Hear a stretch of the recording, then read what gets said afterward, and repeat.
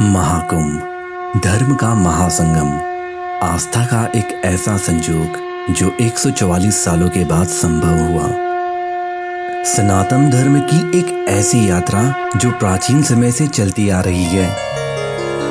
ये एक ऐसी जगह थी जहां अमीर से लेकर गरीब तक हर किसी ने एक साथ इस आस्था के संगम में डुबकी लगाई।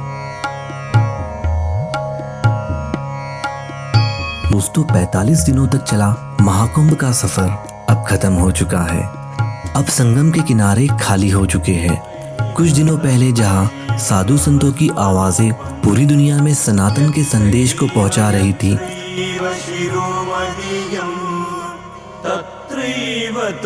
वो आवाजें अब शांत होकर अपनी दुनिया में वापस लौट चुकी है। मेरा स्थान चित्रकूट है। मैं साधु हूं बचपन से। जहाँ कभी साधु संतों की कतारें थी, जहाँ कभी अखाड़ों की शान दिखती थी, जहाँ दीपों की रोशनी थी, जहाँ श्रद्धालुओं की भीड़ उमड़ती थी, आज वहाँ बस खामोशी है। ना साधु है, ना श्रद्धालु, ना शिव की गूंज है, ना आरती की लौ, बस एक सुनसान किनारा और एक ठहरी हुई गंगा। जी हाँ, 144 साल बाद आने वाला महाकुंभ अब जा चुका है हमारी जिंदगी से हमेशा हमेशा के लिए। लेकिन ये महाकुंभ अपने पीछे काफी सारी यादें छोड़ गया है। 2025 प्रयागराज में आयोजित ये महाकुंभ एक ऐसा धार्मिक आयोजन था जिसने न केवल आध्यात्मिक बल्कि प्रशासनिक और तकनीकी दृष्टिकोण से भी कई रिकॉर्ड तोड़ दिए। आपको जानकर हैरानी होगी, इस महाकुंभ में लगभग 66 करोड़ से ज्यादा श्रद्धालु ने स्नान किया, यानी लगभग आधा भारत इस महाकुंभ में शामिल हुआ। ये इतनी पॉपुलेशन है जो अमेरिका जैसे देश के पॉपुलेशन से भी दुगनी, या फिर ये कह लो रशिया की पॉपुलेशन से 4 गुना या जापान की पॉपुलेशन से 6 गुना थी। यानी अगर इसे एक देश माना जाए तो ये दुनिया का तीसरा सबसे बड़ा देश होता, सिर्फ चाइना और इंडिया के बाद। और इसीलिए इस महाकुंभ को world's largest human religious gathering का दर्जा भी मिला।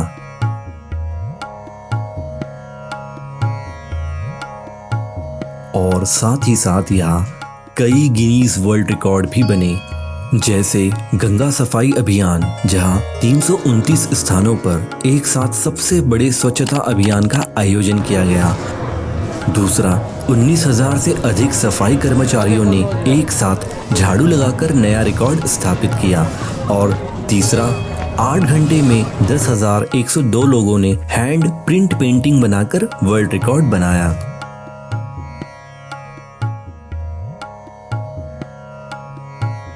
महाकुंभ की सुरक्षा के लिए 40,000 से ज्यादा पुलिस कर्मचारियों की तैनाती की गई थी। साथ ही क्राउड मैनेजमेंट के लिए आर्टिफिशियल इंटेलिजेंस इक्विप्ड कैमरास का यूज भी किया गया था। महाकुंभ का आयोजन लगभग 6,000 रुपए करोड़ के बजट के साथ किया गया, लेकिन इसका economic impact 2.5 lakh crore Indian rupees का एस्टिमेट बताया जा रहा है, जो कि काफी सारी कंट्रीज की टोटल जीडीपी से भी ज्यादा है। इस संगम में डुबकी लगाकर मुझे एक अलग अनुभव मिला। ये सिर्फ एक स्नान नहीं बल्कि आस्था, भक्ति और आत्मशुद्धि का प्रतीक है। लाखों श्रद्धालु के बीच डुबकी लगाना, घंटियों की गूंज, मंत्रों का उच्चारण और गंगा की लहरों को स्पर्श करना, ये सब मिलकर एक दिव्य अनुभव प्रदान करता है जिसे शब्दों में पूरी तरह बयां कर पाना काफी कठिन है। महाकुंभ सिर्फ एक मेला नहीं, ये एक संदेश है प्रेम का, मानवता का। और महाकुंभ ने दुनिया को एक बार फिर से बता दिया कि भारत की सनातन की परंपरा क्यों इतनी विशाल है।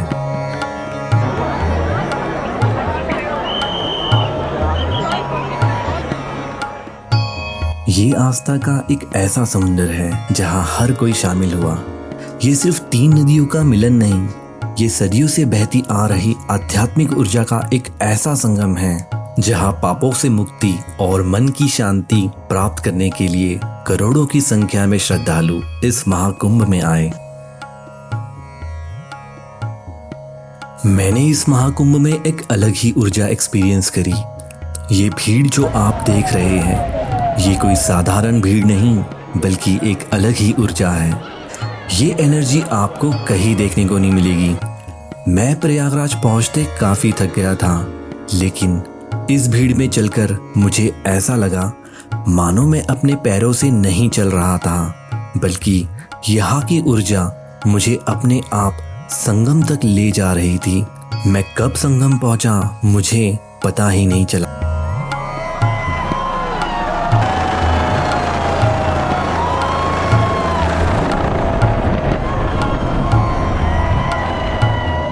और मुझे बिल्कुल भी थकान महसूस नहीं हुई। जो श्रद्धा यहाँ लोगों के चेहरे पर थी वो दुनिया में कहीं और नहीं। जो ऊर्जा यहाँ के संगम के जल में थी वो किसी और नदी में नहीं।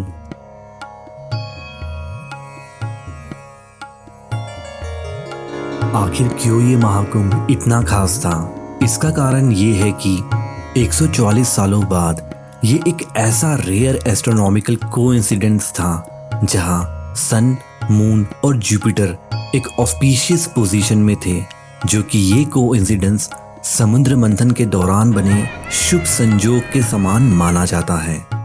इसीलिए इस दौरान यहाँ बहने वाली गंगा, यमुना और सरस्वती, इन नदियों की पानी की पवित्रता और बढ़ जाती है और ऐसे में यहाँ डुबकी लगाने से नकारात्मक ऊर्जा समाप्त होती है, मन एवं शरीर शुद्ध होता है, पापों का नाश होता है और मोक्ष की प्राप्ति होती है। चलिए इस समुद्र मंथन की कहानी और महाकुंभ के इतिहास को जानते हैं।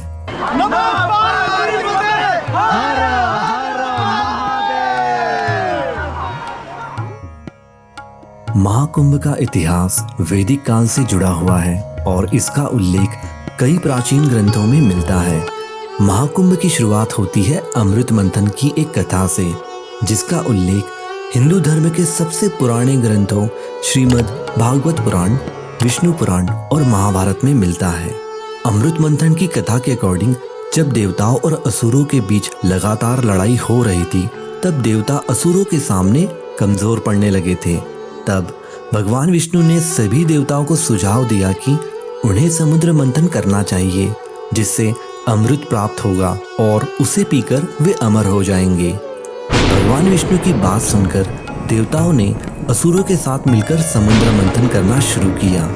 विशालकाय समुद्र को मंथन के लिए मंदरांचल पर्वत को मथनी और वासुकी नाग को रस्सी की तरह इस्तेमाल किया गया। कई दिनों तक लगातार समुद्र मंथन करने के बाद समुद्र से 14 रत्न निकले। उनमें से एक रत्न था अमृत कलश।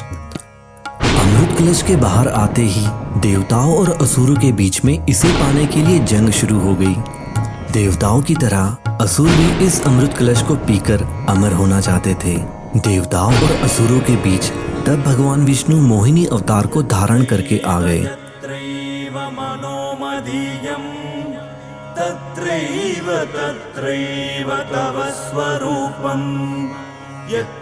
और उन्होंने अमृत को देवताओं में बांटना शुरू किया।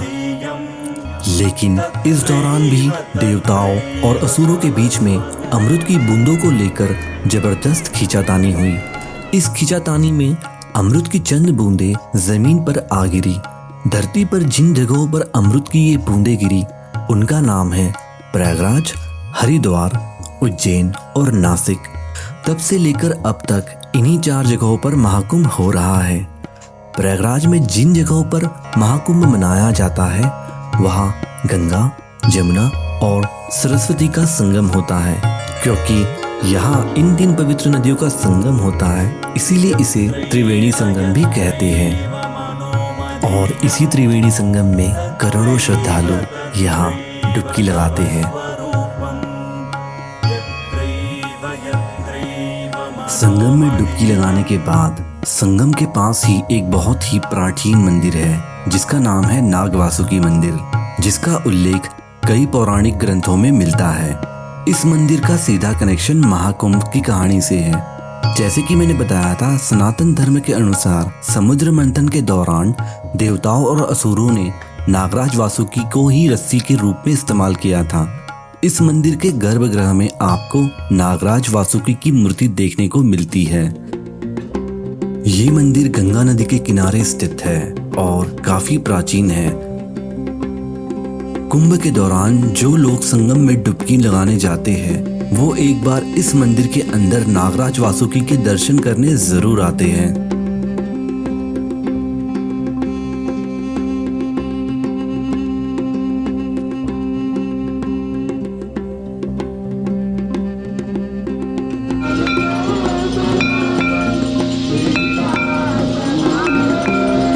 संगम के पास ही हनुमान जी का एक बहुत प्राचीन मंदिर भी स्थित है। इस मंदिर की एक खास बात यह है कि यहाँ आपको हनुमान जी की मूर्ति लेटी हुई अवस्था में नजर आएगी, इसीलिए इस मंदिर को लेटे हुए हनुमान जी का मंदिर भी कहते हैं।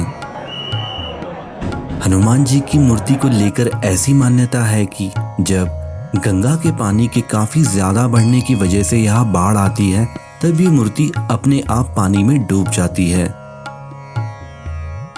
पवन पुत्र हनुमान की इस देवी मूर्ति को देखने के लिए दुनिया भर से कई हनुमान भक्त इस मंदिर की तरफ खींचे चले आते हैं। और इसी मंदिर के पास में स्थित है अकबर के समय का एक पुराना किला, जिसे खुद मुगल बादशाह अकबर ने 1583 में बनवाया था। और हाँ, इसी किले में अक्षयवट बरगद का एक बहुत ही पुराना पेड़ है। ऐसा माना जाता है कि जब भगवान श्री राम अपने वनवास के दौरान प्रयागराज आए थे तो उन्होंने इसी बरगद के पेड़ के नीचे विश्राम किया था।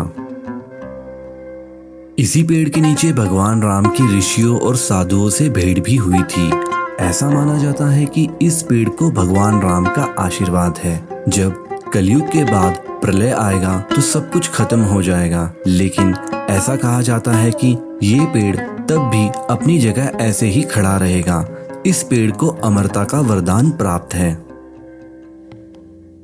संगम के किनारे स्थित इन प्रमुख मंदिरों के अलावा प्रयागराज में एक और बहुत ही प्रमुख मंदिर स्थित है, जिसका नाम है ललिता देवी मंदिर। ये मंदिर उन 51 शक्तिपीठों में से एक है जहां माता सती के दाहिने हाथ की उंगलियां गिरी थी।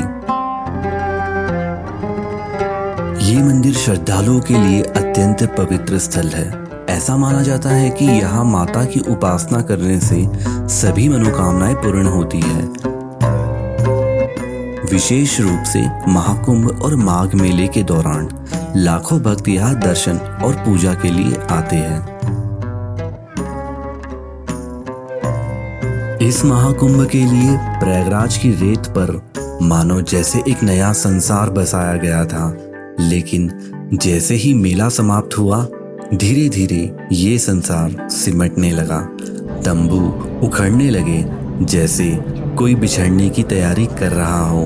मंच और अखाड़ों के दरवाजे बंद हो चुके हैं। घाटों पर सन्नाटा छाया हुआ है। सफाई कर्मचारियों की टीम सफाई के लिए जुट गई है। बाजारों में सन्नाटा हो चुका है।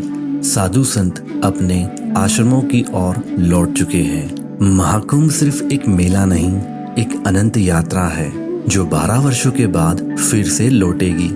फिर से करोड़ों श्रद्धालु आएंगे।